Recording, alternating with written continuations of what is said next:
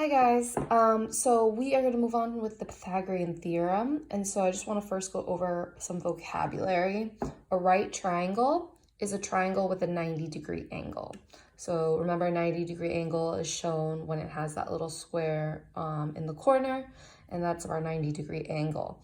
If you see a triangle that looks like a right triangle, but it does not have this box, that means we're not sure. You can't just assume it's a right triangle with a 90-degree angle. If it doesn't show you there's a 90-degree angle, you have to assume that we're not sure, and you can't assume it's a 90-degree angle. It could be 89 degrees or 91 degrees for all you know, so we need to see that box for it to be a right triangle.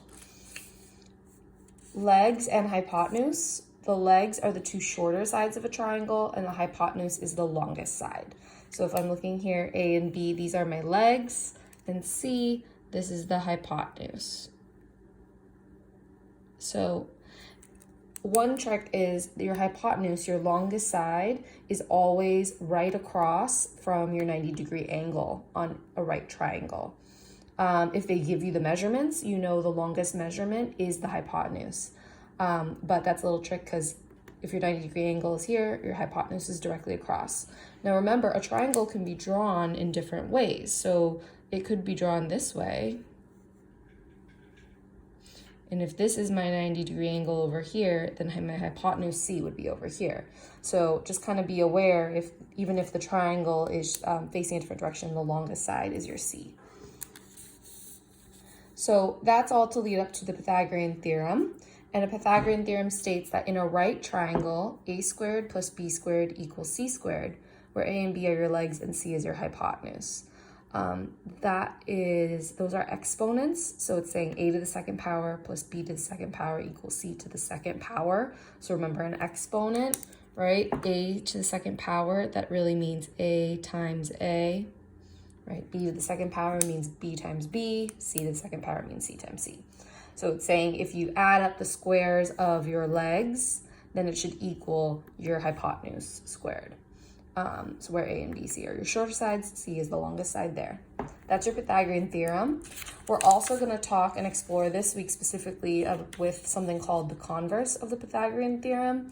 And that states that if a squared plus b squared equals c squared, then the triangle is a right triangle. I know that sounds really similar to the Pythagorean Theorem right above. Think of it this way. The Pythagorean Theorem saying in a right triangle, you know a squared plus b squared equals c squared. So they give you a right triangle and you know that formula. The converse of the Pythagorean Theorem is saying, well, if a squared plus b squared equals c squared, then the triangle is a right triangle. So we might not know if the triangle is a right triangle. So if you see in the picture, there's no square there. I'm not sure. So it's saying, is it a right triangle? A squared plus b squared, does that actually equal c squared? That's why there's a little question mark there. So I'm gonna do a couple of examples. And for this, you're going to need a calculator, okay? So you're gonna use a calculator to help you. And the question's asking, is this a right triangle? So I see a triangle here. I'm not sure. There's no box here. So I'm going to write my formula. A squared plus b squared equals c squared. I'm looking to see, is this actually going to be true here?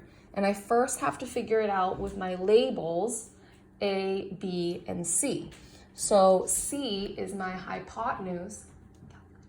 And so if I look, C hypotenuse, if this was my right angle, 17 is my longest side, that's going to be C.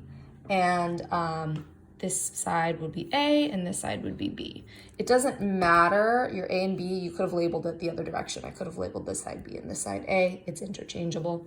And I'm going to plug it in. So instead of saying A to the second power, I'm going to write 8 to the second power plus B is going to be 15 to the second power. And we're going to see, is that going to be equal to 17 to the second power? I'm writing that question mark there because I'm not sure. So I know 8 to the second power, 8 times 8, that's 64. Plus, and then I have to do 15 to the second power. So that's 15 times 15. You can use a calculator on all these problems. So 15 times 15, that's 225.